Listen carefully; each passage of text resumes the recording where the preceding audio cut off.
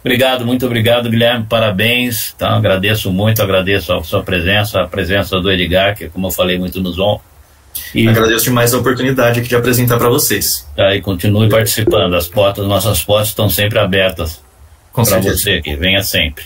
Então eu vou indicar como terminar a discussão do livro, para aqueles que não sabem, estamos discutindo o livro. Qual que é o nome do livro mesmo, Roberto? Comics Studies, a Guidebook.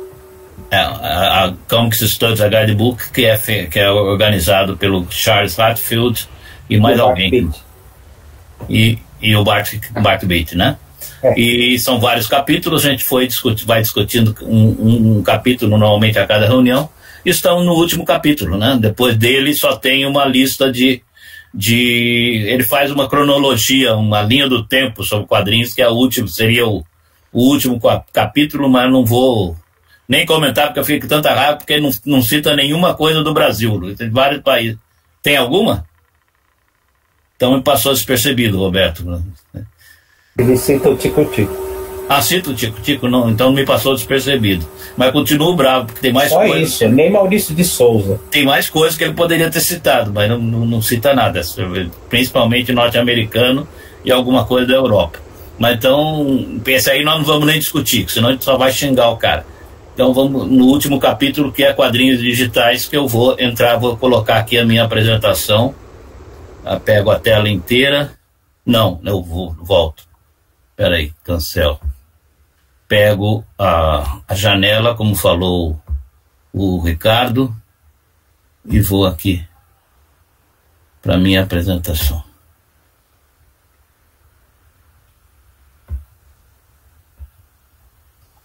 Tá aparecendo? Maximizou. Maximizou? Isso. Tá. Então, eu não estou vendo ninguém.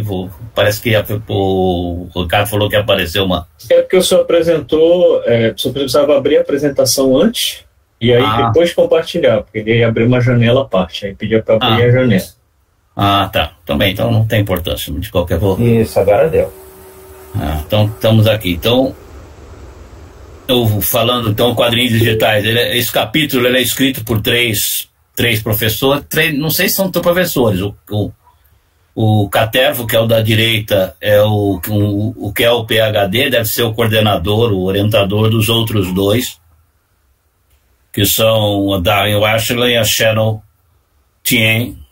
Todos são do Canadá, são professores de Montreal, acho que só ela que mora em Vancouver. Os outros dois são de Montreal.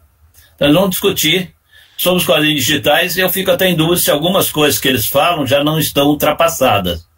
Né, mas é até uma visão, me parece, um pouco negativa, um pouco pessimista dos quadrinhos digitais, mas talvez possa ter já digamos assim, defasada. Não sei, parece que o livro não é tão antigo. E eles começam falando do Google, que eles têm, o Google tem um tipo, muda como é que fala? A abertura do Google, de tempos em tempos, faz um tipo de animação. E em 2000, na época acho que foi 2017, eles têm fazem uma do Winston McKay. Eles começam com falando sobre esse tipo, a característica desse tipo de apresentação que eles comparam com um quadrinho, e aí eles vão detalhar como que é. Então, a melhor forma de que a gente ficar lendo o que eles falam é ver como que foi feito. Então, não sei se vocês estão vendo aí, então fui direto na apresentação nesse tipo de abertura, e eles fazem dessa forma, com esse do que você bate aqui na aba e abre uma outra, um quadrinho abaixo, depois você bate de novo na aba e abre outro quadrinho, e o quadrinho sobe e vai aparecendo todas as várias fases dos quadrinhos. E a gente tem vários momentos do Little Nemo, né? Daí ele vai cair, reparem que ele vai caindo, né? Que é a história, toda a historinha do Little Nemo era sempre assim. E essa última ele tem uma queda bem grande, e ele, no final ele cai da cama, né? Então o modelo, eles chamam atenção para isso daí. Agora, como é que eu volto para outra mesmo? Eu já não lembro mais. Não apareceu não aqui. apareceu aqui. Você mudou de janela, professor? Porque não apareceu pra gente. Não apareceu para vocês? Mas abriu coisa aqui, como é que eu faço? Não, mas acho que é porque você compartilhou a janela, né? E não a tela. Então, pode ser. Então, melhor então começar de novo. Vamos lá. Vou parar a apresentação e vou partilhar a tela.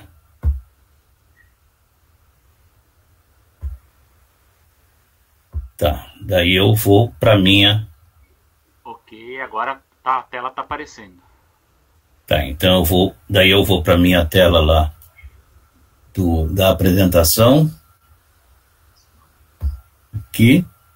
Okay. E daqui eu entro. Virou agora para o. Agora a gente tá vendo. Então vejam que tá. Essa é o que eles começam falando dessa abertura do Google. Que eles vão variar a cada tempo. Tem mais de 100 aberturas desse tipo de animações. E nessa época eles fizeram do Little Nemo. E a forma como ela funciona, eles vão explicar isso. Aqui a gente está vendo como que funciona. Você clica na abazinha e abre uma outra parte do quadrinho. E vão caindo as partes, né, da cama aqui, a gente tem.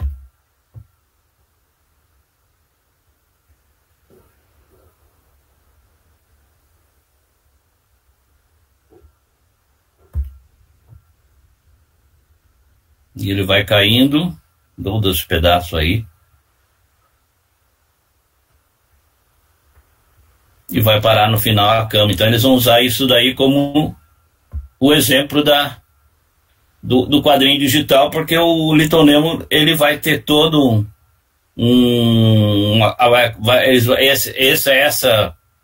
esse quadrinho digital vai ser um exemplo de como do desenvolvimento dos quadrinhos como um todo. Não, que eles chamaram de Little Nemo em Google Land, que foi um movimento watershed. Eu não sabia nem traduzir como que é o watershed, seria uma balde de água fria, eu imagino, alguma coisa assim, para os quadrinhos digitais. E ele aponta simultaneamente para a história dos quadrinhos como para o presente e futuro do meio. Então ele vai falar digitalização e digitation, que é a palavra em inglês, acrescenta um número de formatos e subgêneros para a complexa história dos quadrinhos, fazendo uso não apenas de movimento e animação, mas também de quadrinhos de plano infinito, hiperquadrinhos, quadrinhos que zoomem, né, ou Zombie Comics, que ele chamou, e outras técnicas como as descritas por Scott McCloud em Reinventing Comics e em seu site scottmccloud.com. Né, também dá para a gente abrir e ver. Aqui esse é o site. Vocês podem ir em qualquer um. Tem várias coisas que ele vai mostrar, as conclusões que ele fez e tudo que ele falou, né? Tudo que ele defende e acredita nos quadrinhos que ele desenvolveu ao longo da vida dele. Eu tenho. E o livro Reinventing Comics, que foi publicado no Brasil, né, Reinventando os Quadrinhos, que acredito que alguns de vocês já devem ter lido, onde ele vai falar as várias possibilidades que as tecnologias digitais trazem para a aplicação dos quadrinhos, né? Então eles vão tudo isso que é possível de ser feito, né? Então os autores vão continuar dizendo que a digitalização em si ela pode ser relativamente nova, mas os quadrinhos sempre foram intermediáticos e interativos. Eles vão falar isso pelo menos umas 3 vezes. Assim, a discussão sobre digitalização dos quadrinhos necessita focar em mais do que preocupações formais, se pretendendo distinguir o que mudou. Existem semelhanças entre os quadrinhos digitais e os jogos gráficos de aventura produzidos por companhias como Online Systems, depois Sierra, nos anos 1980. Eu confesso que não conheço esses jogos, fui até pesquisar um pouquinho, jogo de computador, algo que nunca acompanhei muito de perto. Os quadrinhos foram temas para jogos como BC's Quest, For Tires, da BC, Sierra, e Spy vs Spy, que era aquele quadrinho feito por um desenhista cubano que depois foi para os Estados Unidos, né? E eram jogados no Commodore 64, que era até tem a máquina aqui, que era esse tipo de jogo de videogame. E um deles que eu consegui, os seus, que é vocês estão vendo? Abriu a página dos Zeus aí para vocês? Sim, sim. Então, aqui dá para você ter uma ideia que esse que tenho nesse site tenha comecinho. Que é o joguinho assim, eu não sei, imagino que as pessoas ficavam mexendo tinham que fazer alguma coisa em relação ao joguinho, mas basicamente que me lembra o BC, esse desenho, não sei se tem alguma coisa. Que era basicamente isso, não sei o que ele devia ter que passar por alguns obstáculos, aí pula. Me parece um joguinho muito chato, não sei se alguém aqui jogou isso quando era mais jovem, alguns anos atrás, mas basicamente é isso. São as primeiras aplicações. E aqui o Commodore 64, né, que é o jogo de videogame. Então, o que eles vão dizer? O que deveria importar para os pesquisadores e historiadores dos quadrinhos não é alguma essência formal, elusiva e quimérica, mas o que as comunidades específicas falam e fazem com as coisas que contam para elas como histórias em quadrinhos. E uma análise detalhada desses programas iniciais de computadores é um dos muitos componentes da história dos quadrinhos digitais. Eles falam que é uma história que ainda precisa ser escrita. E está longe, não está muito claro o que a expressão quadrinhos digitais realmente quer se referir. Porque os quadrinhos são ao mesmo tempo um meio, um conjunto de gêneros e uma série de diferentes formações que combinam um sistema de produção e circulação, um componente cultural e ideológico e um formato físico. Então, uma coisa muito mais complexa do que simplesmente uma mudança de suporte. E a digitalização, ela vai envolver movimentos em todos esses níveis, afetando os quadrinhos, como os quadrinhos são produzidos, como eles circulam e como são consumidos. Então, daí dessa uma introdução, eles vão dizer, o capítulo vai considerar 3 formações separadas de quadrinhos digitais. Primeiro, a produção digital impressa, que vai ser passada, como ela vai ser influenciada pela digitalização. As mídias móveis ou removíveis, eles usam movable, né? Ou removable no mesmo tempo. E o sistema de mídia digital. São 3 momentos, digamos assim, que eles falam que na realidade se sobrepõem, não há para um e começa o outro. E todos ainda continuam, nenhum se tornou completamente obsoleto. Então, o primeiro que eles vão tratar, são os quadrinhos impressos, criados com ferramentas digitais, quer dizer, o quadrinho que é o computador utilizado para a produção dos quadrinhos que vão ser impressos. Né? E isso aí é algo que já ocorre há bastante tempo. Né? No início, os quadrinhos eram feitos com lápis, caneta, mas aos poucos os computadores foram sendo utilizados. Né? Então, mesmo quando a arte original é feita, né, nesse momento ainda, é feita com lápis, caneta e borracha, ao invés de com um tablet, praticamente todas as empresas de impressão se afastaram de câmeras de processamento e adotaram scanners de mesa e da produção analógica para fluxos de trabalho digitais.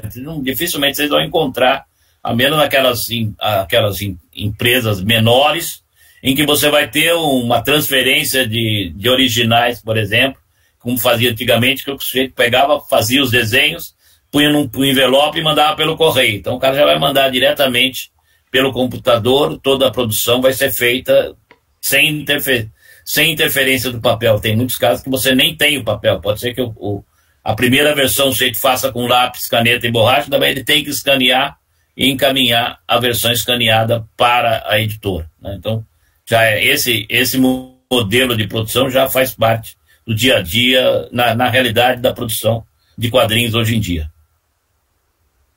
Então, mesmo antes das quadrinhos aparecerem em telas de computador, eles eram produzidos com a ajuda de computador. Então, não vai falar de anedotas que falam do computador na Marvel já em 1989, que era utilizado primeiramente na parte da produção industrial, questão de distribuição, fazer o controle de material e de dinheiro e tudo mais, mas também em algumas incursões no letreiramento digital, foi o comecinho. E eles vão apontar como Shatter, do Mark Saenz e do Peter Gillis, que normalmente é citado como o primeiro quadrinho impresso a usar somente ilustração digital. Então são um quadrinho que acho que tem 14 números e só era feito com computador, né? Todo digital. A produção era toda digital. Depois vai ter o Batman Digital Justice, que é outro que vai ser talvez o que se diz ser o primeiro, né? O primeiro nessa área, mas o primeiro realmente foi o Shatter. E o Crash dos Homem de Ferro da Marvel. Então ele tem a produção da DC e a produção da Marvel. São todos feitos, foram publicados no Brasil, alguns de vocês devem ter conhecido, né? Então são histórias em quadrinhos, não são grande coisa, porque era um estágio inicial, mas quem quiser um detalhe um pouco maior disso, tem esse trabalho aqui, uma apresentação, estou tentando lembrar o nome do rapaz aqui, peraí que eu... Se você não tem que ver a propaganda.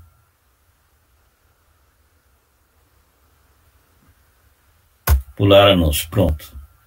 Aí, só vou começar o comecinho.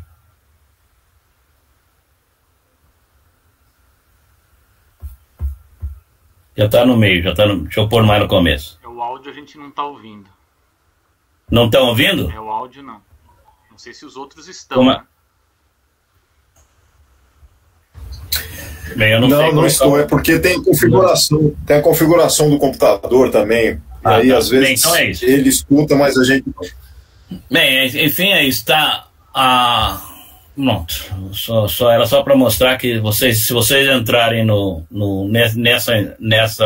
nesse endereço, vocês vão ver toda essa discussão desses dois quadrinhos que foram apontados aqui, com detalhe. Eu não tive paciência de assistir até o fim, mas ele vai detalhar todas as duas histórias, tanto a do Homem de Ferro como a do Batman Digital Justice. Então, essa primeira fase, né, vamos dizer, dos quadrinhos digitais, que era a utilização da tecnologia digital para a produção dos quadrinhos, que depois ia ser impressa. É uma fase que até hoje ainda é vamos dizer, um modelo de produção que até hoje ainda é seguido. Não quer dizer que ele desapareceu, né? Então, mas o inicial foi isso. Vamos usar o computador e produzir o quadrinho impresso. Daí o segundo momento, né, um segundo formato, um modelo, que é o da mídia móvel removível. E que vai influenciar basicamente na distribuição de quadrinhos. O que é mídia móvel, né? Então, foi uma ideia de produzir uma plataforma digital para quadrinhos, né? E o primeiro que usou isso foi em 89, a Infocom, da Infocomics, que é uma plataforma que lançou 4 títulos para o Apple, para o Commodore e para PC. E eles vão falar desses 4 títulos que foram lançados nesse período, antes da década de 90, né, que eram lançados eu não sei se eram CD-ROM ou se era CD, exatamente, mas e daí o primeiro é o Lane Methodon versus de Blubberman, do Steve Meretsky. Eu errei aqui, não era. Lane Methodon versus de Blubberman. O Gamma Force in Pit of a Thousand Screams, da M. Briggs, ambos lançados em 88, que eram baseados no Capitão Futuro e no Quarteto Fantástico. E o Zork Quest, Assault on Egret Castle e Zork Quest 2. Obrigado pelo feedback. Tem alguma outra coisa que eu não nem sei. Zork Quest 2, de Christoph Doom, da Elizabeth Langozzi. Os dois inspirados nas aventuras de Zork, que era jogo de computador, que já tinha 10 anos de produção. Então esse projeto Infocomics só durou 2 anos, mas pode ser visto como um exemplo inicial do uso de discos removíveis para armazenamento e distribuição de quadrinhos que se tornaram comuns nos anos 1990. E eu achei aqui um arquivo de ofender alguma coisa. Do Lane Mastodon, que também dá para ter uma ideia. Não sei se vocês estão vendo, abriu para vocês aí? Que requer mais tempo. Sim, abriu. Mais, muito tempo. Eu não sei se vocês não tem, de vez em quando aparece uma musiquinha, mas vai levar andando sozinho. Para ver se vai emplacar ou não, porque a gente sabe que é um tema de produção de negócios, é nicho do nicho, né? Mas sim, está nos planos fazer talvez edições semanais. Daí tem um momento que precisaria apertar para ele fazer alguma coisa, mas ele vai andando. Não. Aí seriam programas semanais com uma pauta só, talvez aí com meia hora ou 40 minutos, seria o que chamam de edição de trânsito, né? Que a pessoa ouve quando ela está indo de um lugar para o outro, ela tem tempo para ouvir, né? Mas é isso.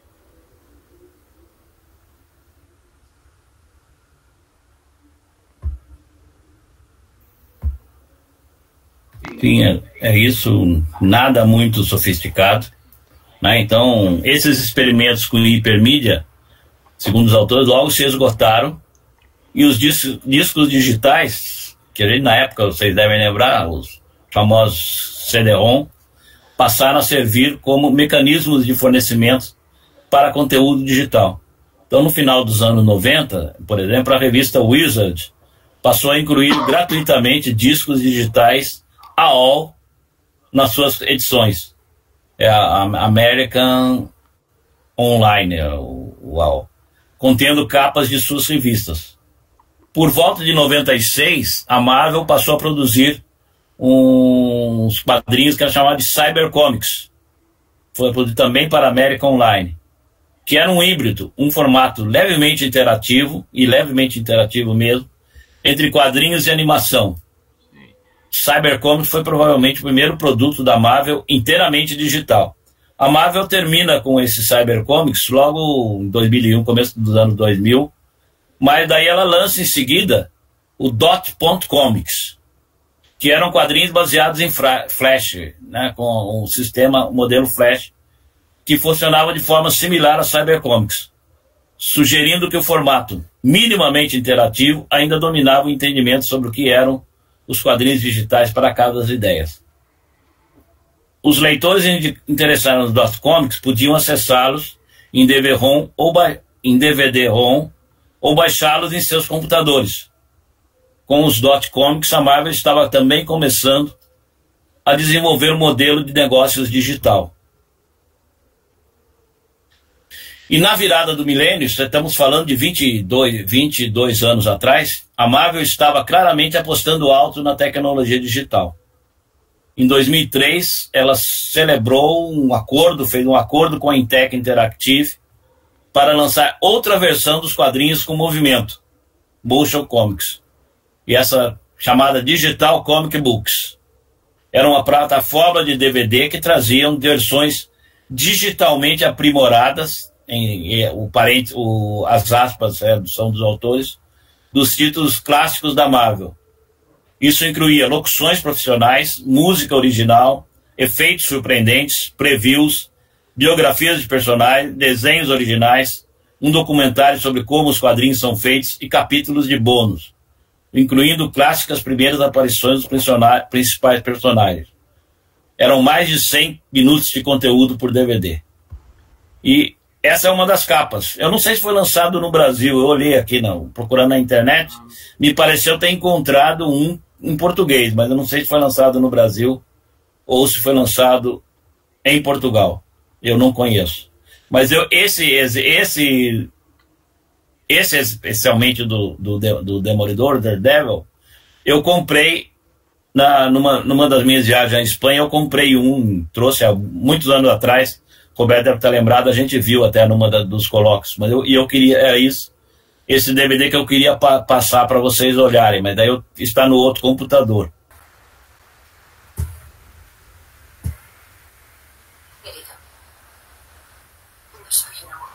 Estão ouvindo o som?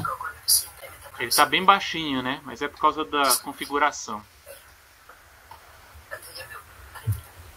Aqui está no máximo.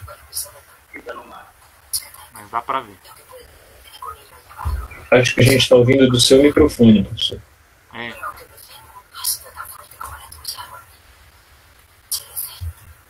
Tá para ouvir.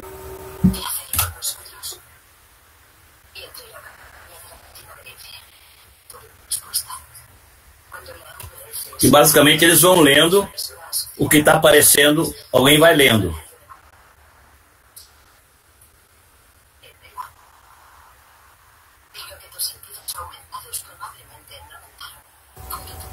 Parece com os desenhos desanimados da Marvel da metade dos anos 60.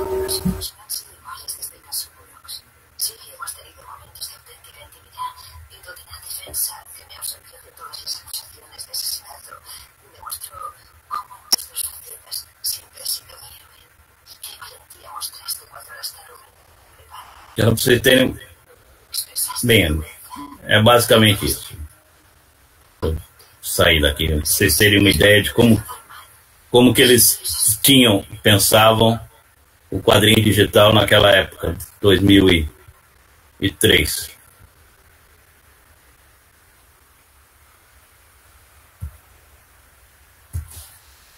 Bom, enfim, eu acho que já são 10 horas, eu vou parar por aqui. Então, deixa eu ligar aqui. Estão me ouvindo agora? Precisa desligar o microfone do outro, né? Acho que agora sim. Já.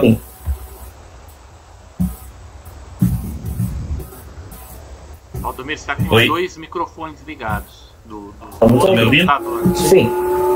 Valdomiro, precisa desligar o outro microfone. Como? Eu liguei aqui. Não, você está com os 2 ligados. O do outro você tem que desligar.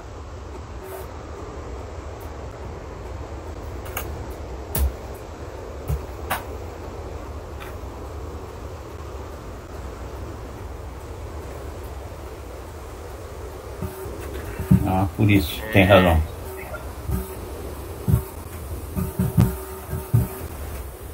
Pronto, resolvi. Agora sim. Agora lá desligou. Agora tá ok.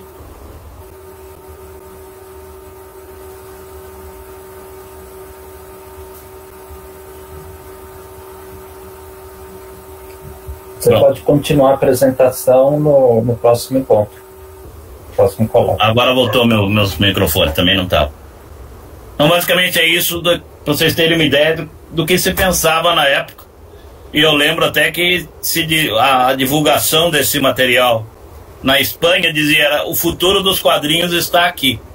E quando eu trouxe tive uma decepção muito grande, porque não é esse tipo de quadrinho digital que a gente esperava encontrar, né? Mas na época era aquilo que a Marvel estava vendo como futuro dos quadrinhos, né?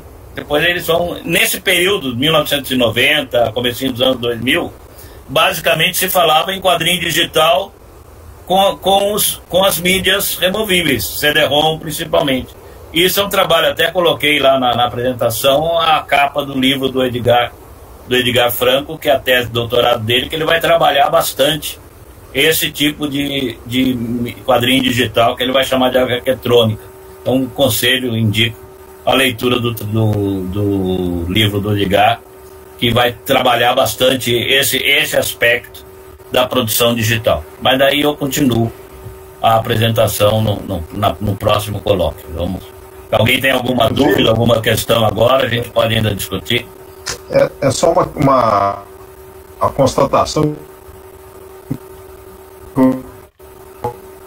O coloquei aqui no caso Prometeu, que não é possível mais assistir, porque era em flash. Então, essa tecnologia nova se tornou também obsoleta, né? E impossibilita você poder acessar o que foi criado, né? Em alguns trabalhos. Né? Algumas vezes sim. Olha, o Kelly trabalha com realidade aumentada para surdos. Teve uma fase da Marvel que chamada Webcomics, ou Cybercomics, tinha movimento, som. Então o Capitão América lançava o escudo, né, e a gente via, era quase um híbrido. Não, era um híbrido. Então, quadrinhos com animação. E esse tipo de quadrinho digital que eu mostrei para você, está muito próximo daquilo lá. Tá muito próximo daquilo, que eram os que a gente chamava os desenhos desanimados da Marvel da década de 60, né? Que eram o desenho do Jack Kirby e fazia um zoom. Fazia um zoom em cima do desenho, punha algum movimentozinho nos personagens, e era o desenho animado da Marvel naquela época, né? Então. E talvez o Kirby não recebeu nada. Não ganhou nada com isso. Provavelmente não mesmo, né? Não ganhou mesmo. Mas então enfim, é isso.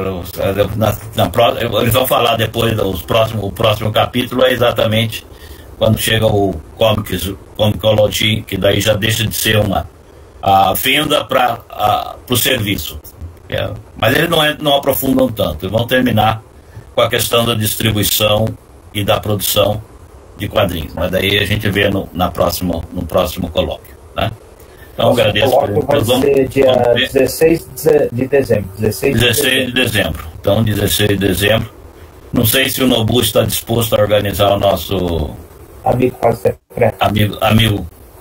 Como é que é o nosso amigo? Quase secreto. Quase secreto? Não. Super secreto. Super secreto, isso. Amigo secreto.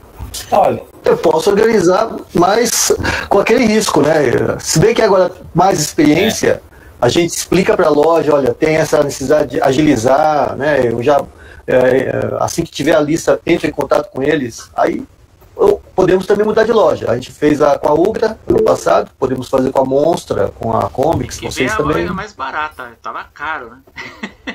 O Roberto reclamou do preço ano passado. Não fui eu não. Comparar com a Amazon, estava bem mais barato lá na Amazon. Mas aí você tem a questão do frete, né? Não sei se a Monster está com preço melhor, sabe? Porque você tem que dar uma olhada. Você tem que pagar o frete também, isso encarece, né?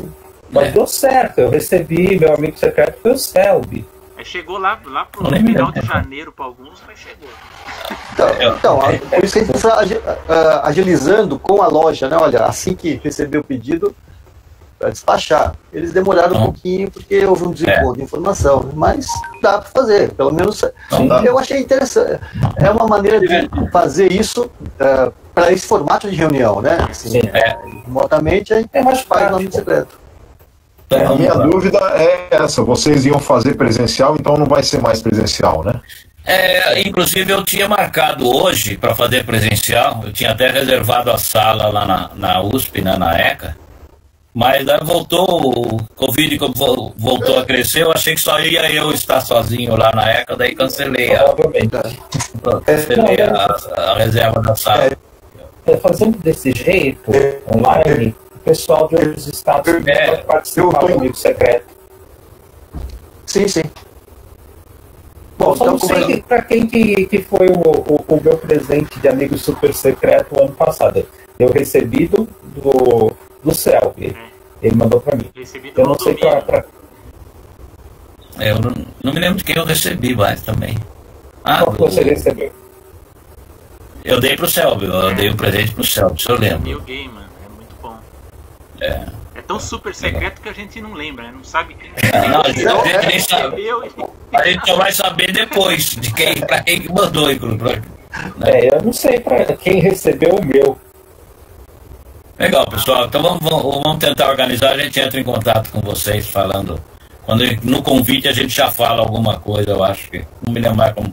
que nós fizemos a parte de comunicação. Eu acho que a gente comunicou antes, né? A gente mandou uma mensagem. Primeiro a gente viu quem queria participar, pegou o e-mail de cada um, e aí fez uma solicitação aí a pessoa tinha que fazer uma compra lá na Ugra. Então, feita a compra, estava lá. Só que depois a gente fez o sorteio ao vivo, né? Depois definido quem vai receber, aí era encaminhada essa lista, essa troca de lista, quem manda para quem, para a Ugra, e a Ugra providenciou o envio. Então, a gente fez uma lista prévia de quem quer participar. Foi divertido. E funciona bem com o online. O Selby falou também de fazer uma discussão gravar, né, um vídeo com Vitor Palari, com eles lançaram na Monstra o livro, mas não foi gravado, né? Uma pena. Gravou um trechinho. Mas isso a gente discute depois, eu acho que podemos depois de ver para o ano que vem. Então, pessoal, um prazer estar com vocês aqui. Espero que nos encontrarmos novamente, né? Então, um abraço a todos e um bom fim de semana. Tchau. Cadê a foto? A foto de todos aí. Abram a câmera aí pra gente ter a foto de todo mundo. Só mais um segundo pra gente ter a foto de todo mundo. Não fiquem envergonhados. Leandro, isso. Leandro vai aparecer, ó. Como é que a gente consegue comprar esse livro? Ele deixou o link. No... deixou o link. Tá. Vamos lá, então, 3, 2, 1. Todo mundo sorrindo. Quadrinhos. A minha câmera está tentando. Tchau pra vocês. Tchau, gente. Boa noite. Boa noite.